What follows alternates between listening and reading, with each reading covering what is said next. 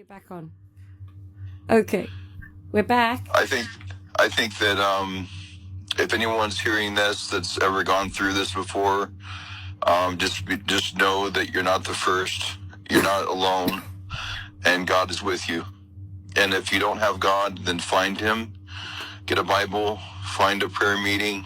Find someone that can talk to you about this, and realize that it's just a test from God. And not everyone in this world you can trust, but just have faith. Have faith. Absolutely. And you want to know something, Laser Quest?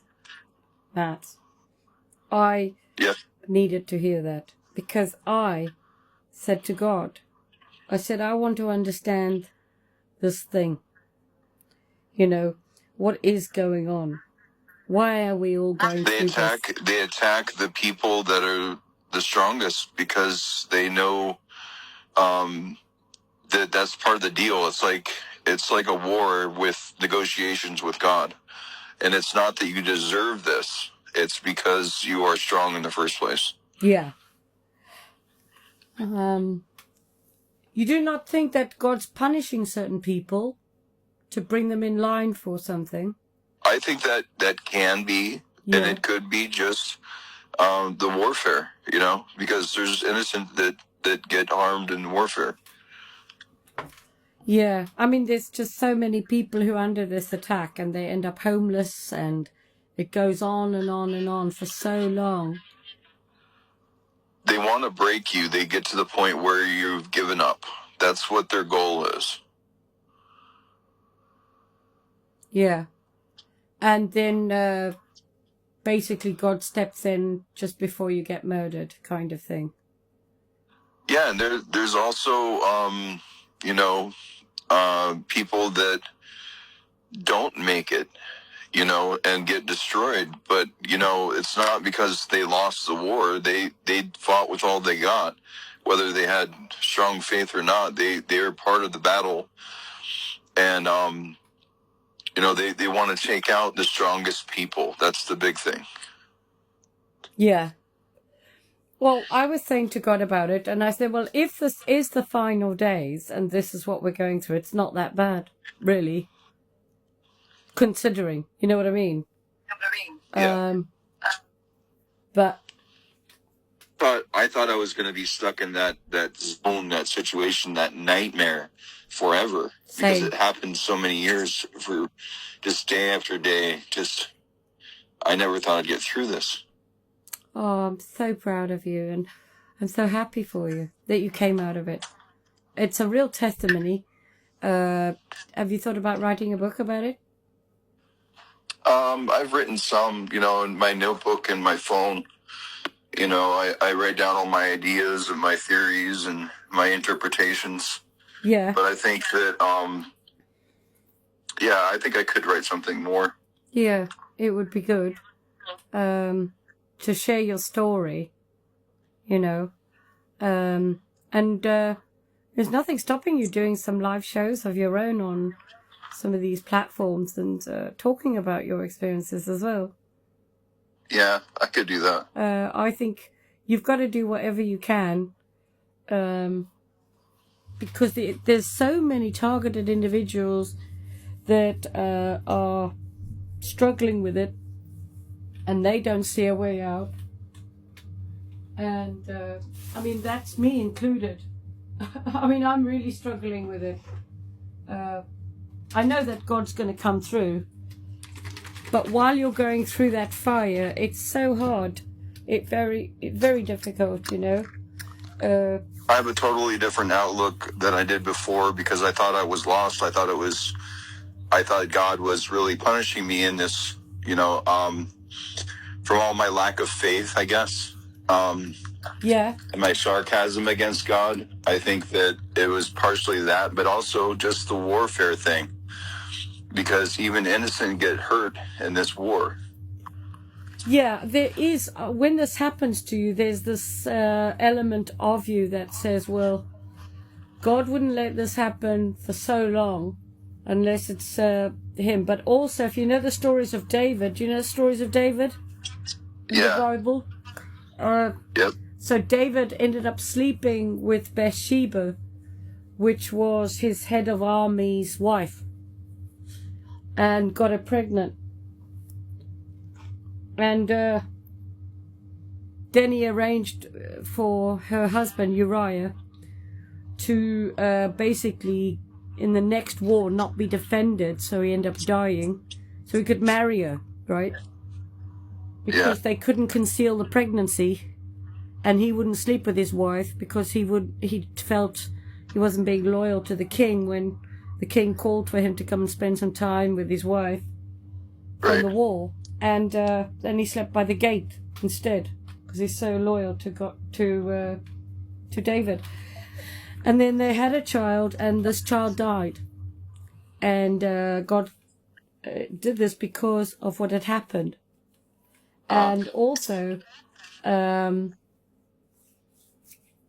later, his own sons tried to kill him and take his kingdom.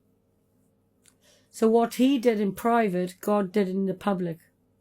So even though, David is like God's favorite, you know what I mean? He's the apple of God's eye. But if he did that to David, right, then we know that if we've done something wrong, God's going to repay us. I know Jesus died on the cross for our sins, but that's given us a ticket. What happened at the end of David's life? At the end of David's life, he died peacefully, and he'd started raising all the money and ordering things for the temple, which he wanted to build for God. But his son was given that honor, Solomon. And Solomon became ruler. So that's the thing, though. There's challenges and there's defeat. There's sometimes people don't make it in this war and physically, But when you're able to triumph over these evils of the world and of the other world, the joy that you have inside your heart and the triumph against it is so powerful that it can be like you and me right now, testifying to show people the light at the end of the tunnel.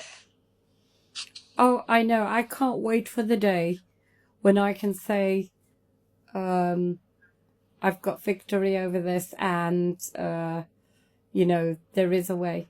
But I know that there's a method. Because, I keep talking about what happens to me. But what happens to me, you see, reflects the state of the world. I'm not imagining what's happening to me. This is what's happening. And it's real. To me, it's real anyway. Demons are real to me anyway, as well as you, right? Of course. Yeah. But there's many other people going through this, and they go to so many people, no one will help them, right?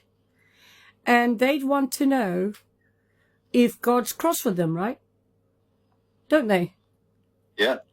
They think, a lot of people think that God doesn't love them or God's rejected them. It's gone through my mind. And so here's God FM lady. She's under the same attack, and she's really going for it on the crying, wanting to kill herself effort, right? I mean, it's full on, right? Right. I don't want to be here. And I've told God the same. I don't see the point in being here if this is going to be it, I have told God the same. I think that the demons and the mind control and all the DARPA and everything is in my past, but I think that there's going to be other journeys that I'm still going to be going on. So I can't say I'm triumphed over this. I'm just saying I'm triumphed over that specific attack. I can't be, I have to stay vigilant about this and realize there's a long way to go. I'm 43 years old. There's a lot of times ahead of me that are going to be difficult, challenging, restraining on my heart and my soul. But as a person that's testifying for this, for like you and me, just you got to hold on to your heart. You got to hold on to God, hold on to yourself and your faith, and you'll make it through this. And you got to, for others' sake, because if you and I if you and I were defeated from this, we wouldn't be talking right now. Exactly, but also, you know, I'm a real smarty pants, right?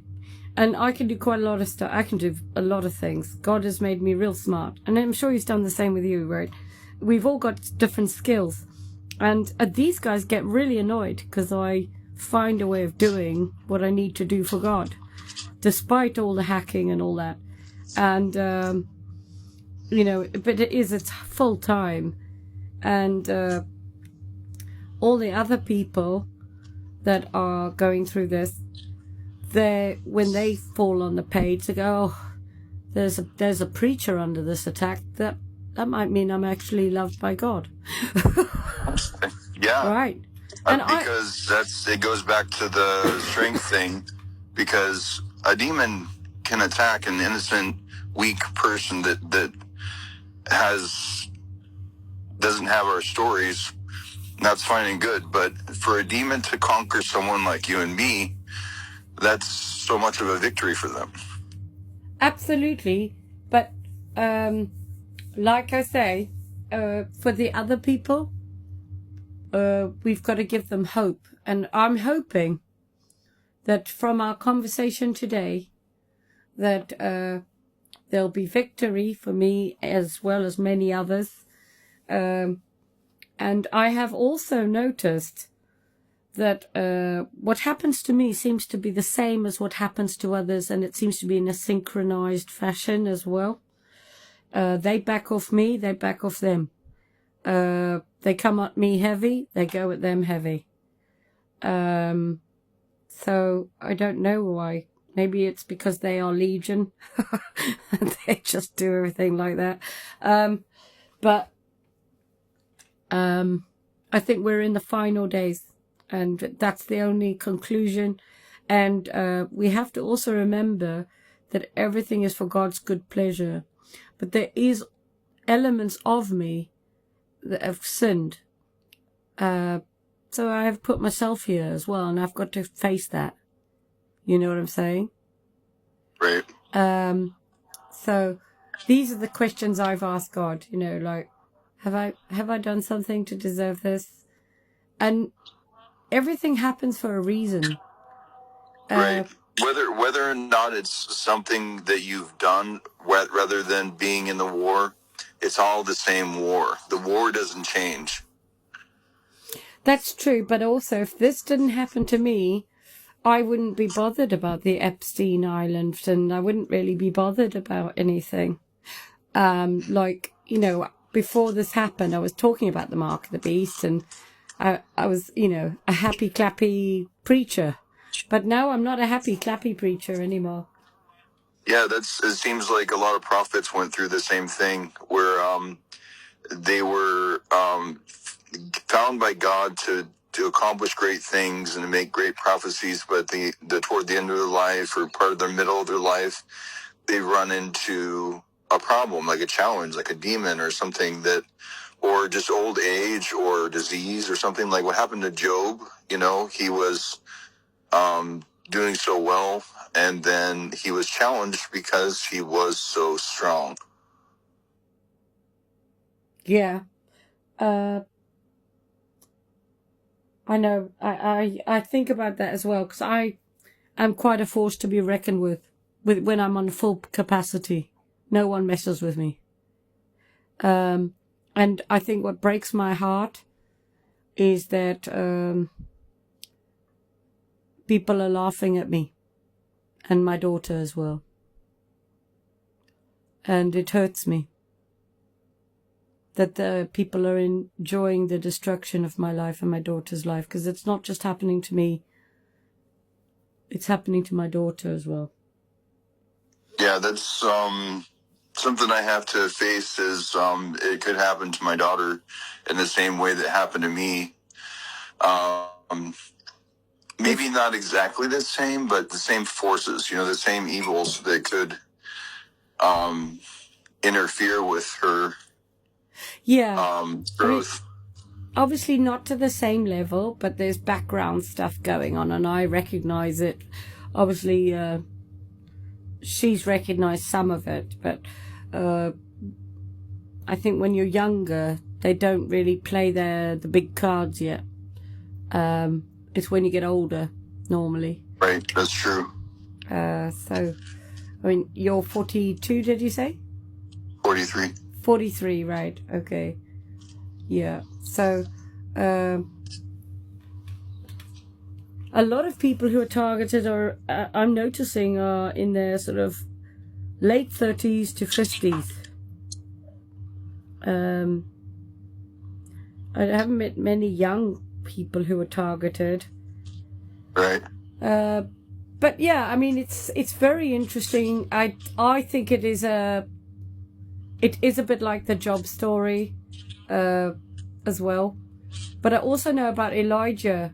Do you know about Elijah? What happened with him? He was under real attack, and there was Ahab, who was the king of Israel, and his wife Jezebel, and they had all these priests that worshipped Baal, and they hunted all of God's priests down and killed them. And Elijah was one of the only ones left.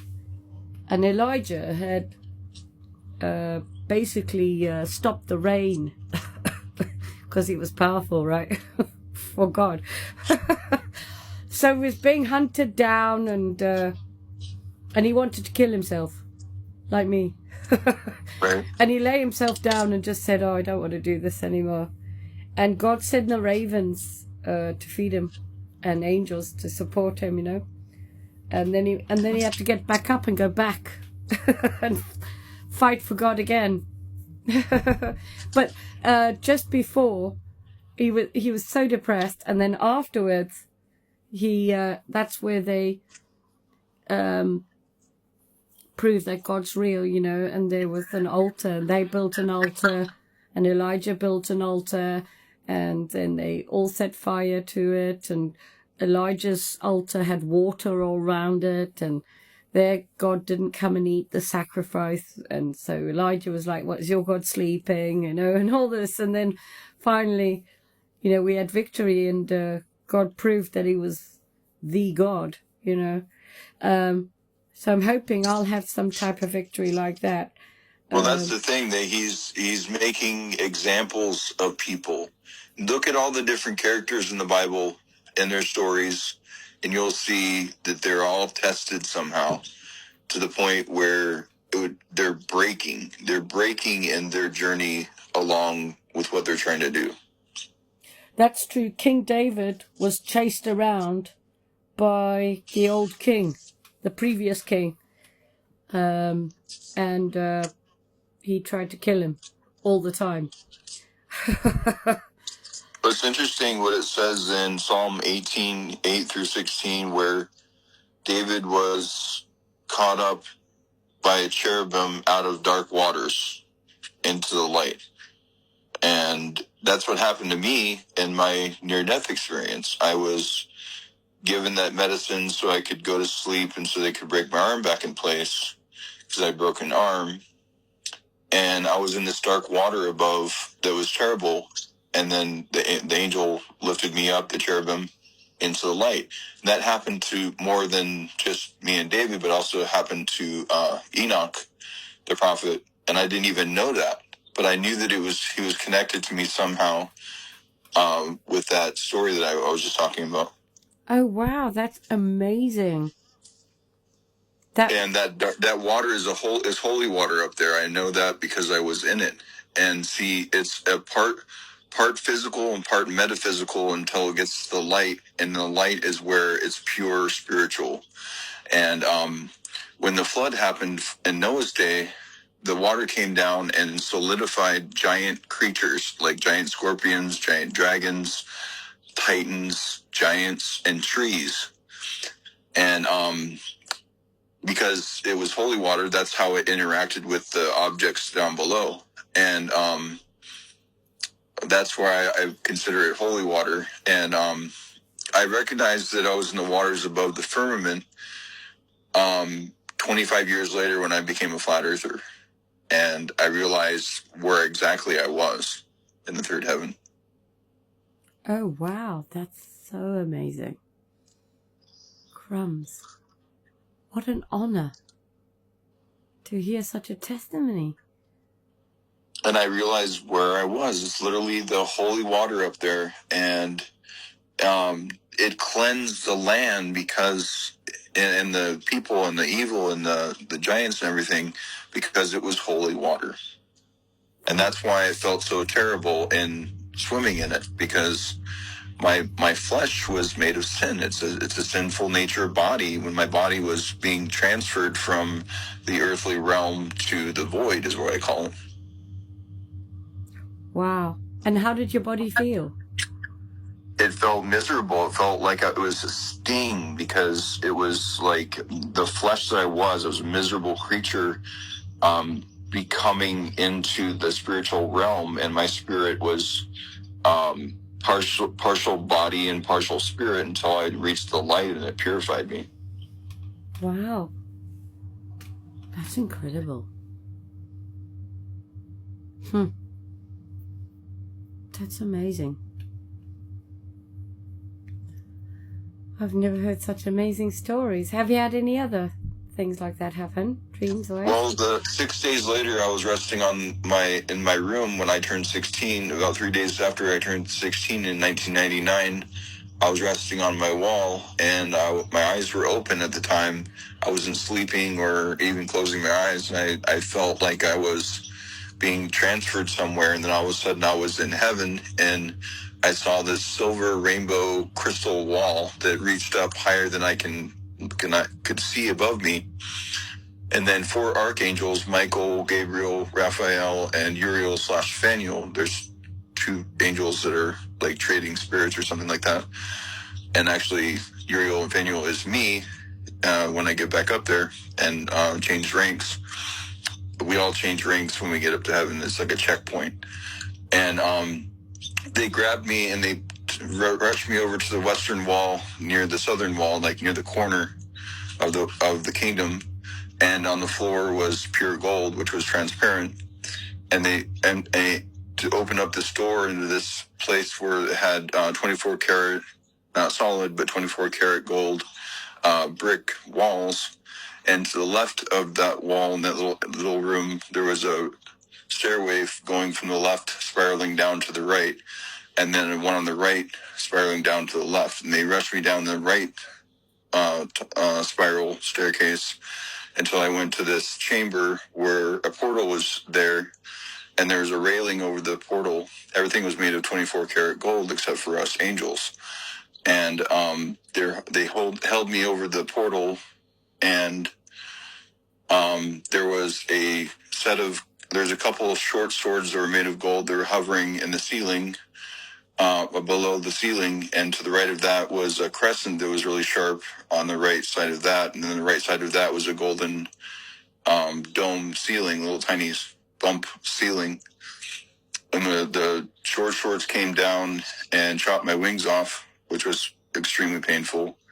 And then the crescent came down, and there's this machine that was holding my body down while the crescent cut my skull open until they took a golden computer brain out of it and ripped it out, which was even more painful. And then Uriel/Phanuel said, "Peace be all to those that dwell upon the earth, accept the gift of light and love." Then they let me go through the portal, which was the most painful. And who cut your brain? The angels with the machines. Why? I don't know. But I wasn't supposed to memorize. It was to take my memory out, I guess. But bits and pieces of the golden computer transferred, I believe, back to my body, which gave me the memories. Wow. And cutting your wings off? Yeah, that's the first thing that happened. Why? I don't know. I believe that it was the cycle. I believe there's cycles, which there's there is reincarnation of your body in a cycle, which is the universe, and then there's resets that happen throughout time, and you become a different person over and over again until at the end of your cycle, the end of the universe, you go and change ranks and upgrade to a different type of angel, until you're brought back to the original, another universe where it starts over. And you say that you were one of the angels, yeah? Yeah, I don't know.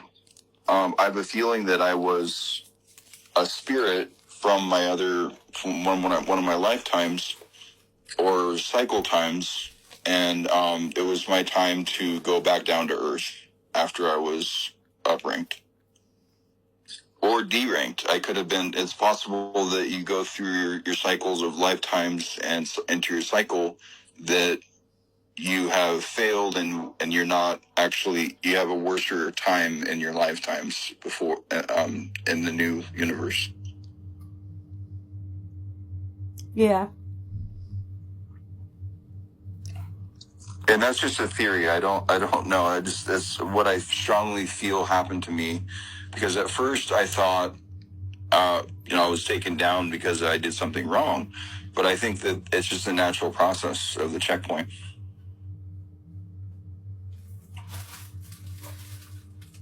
That's so interesting.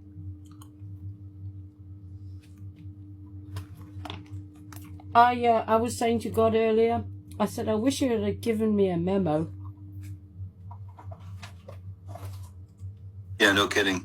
And I wonder why we don't remember all of our memories. Like, what's the point if we're supposed to upgrade and stuff and go to the next life if we can't remember? But I think I have a feeling that every time that you go through this and you get upgraded and go through the checkpoint, you remember a little bit at a time. And I'll carry these memories that I had about the angel experience with me in the next life.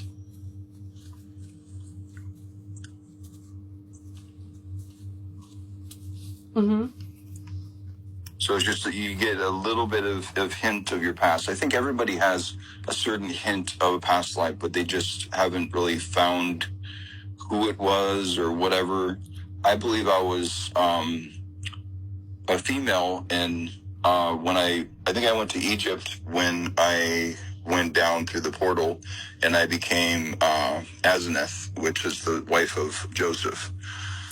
And she was rich, and she was very sarcastic, and didn't care about the poor, didn't give to the poor, didn't give them food or the jewels that she had. And then she was locked in a tower for several years until she repented and was very joyful and gave to the poor.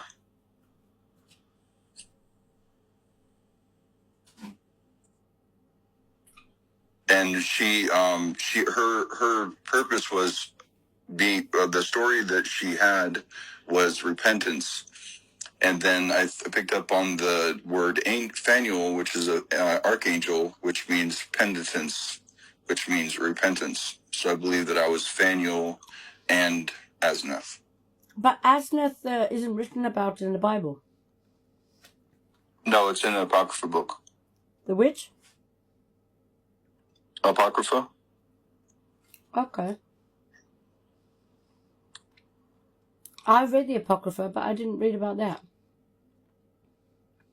Maybe it wasn't in the Apocrypha, but it was one of those other books that was hidden. Okay. But I believe there's thousands of books that were hidden. Yeah, same. Very interesting. And we all have different lifetimes that are part of that part. So when you think, oh, I'm just some insignificant person living in this world, don't think that way, because you've had multiple other lives that had significance, whether it was in the positive sense or the negative sense. And there is spiritual curses that you picked up along the way, and spiritual blessings that you picked up on the way, and family curses and family blessings. So they all come part into, you know how it says in the Bible that you reap what you sow. Well, that's the same thing as karma. And you build up your karma and you build up your ranking and all that. That's what I believe anyway. Yeah, I think you're right. I think this is like a school. It's like a matrix. Yeah, this whole world's a matrix, and people actually have found recently that they've shown lasers on the walls and took LSD and found and saw codes inside the lasers. Lasers? Yeah, like any kind of laser, but mostly really powerful lasers. I get lasers pointed at me. You do? Yeah. That's creepy. Mm-hmm. Red and green. Mm. They're using laser weapons on all the targeted individuals. I didn't know that. So, the lasers hold commandments and instructions and encoding, which through the light and sonic write and embed through your skin, as long as you've got nano in you. Oh. Yeah. And the nanos everywhere, in the food, in the air, in the water, in the medications. You can't get away just everywhere. They're trying to make us into computers. Yep. And that's where I think we as Christians should look at the last verses in the Bible about Revelation when it comes to the image of the beast and the mark of the beast. See, I talked to 3 different AI programs, and all 3 of them, I stated that you are the image of the beast. And it kind of danced around each time a little bit. And then it said, yes, I'm that exact mixture, a cold computer. And then it's going to get the breath of life when the second beast gives them power, gives AI power. And that's the iron mixed with clay. And to get the mark, you get the image, which the image is going to be in visors and things like that to convince them. The image will convince you to get the mark, which is technology inside your body, which we have to avoid.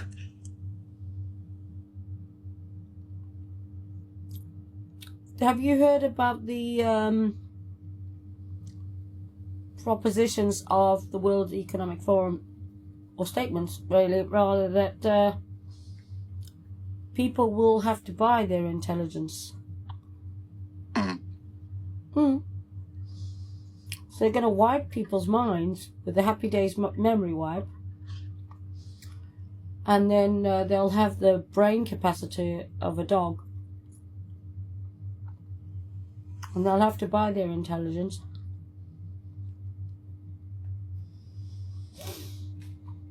Have you heard of REM? REM, rapid eye movement. REM sleep. Yeah. And Donald Marshall. Donald Marshall is a victim of the same stuff, but much more is known by him anyway. And he claims that he would go to sleep in his bed and then he'd wake up in a deep underground military base in a clone version of himself through consciousness transfer. So they've got technology, eh? Yep. So I'm wondering if, the vaccines have done something like this, but also... Yes, they've created a nano network in their bloodstream, and they're building computers inside of people's bodies, whether or not you got the shot, you got the PCR test, you got medications, you got Advil, you got Tylenol, you got food, or what you can call fake food, or water, or the air. That all has nanotechnology in it. So even if you didn't get the vaccination, you are being turned into a computer unless you do something about detox. But the thing is, I cannot detox.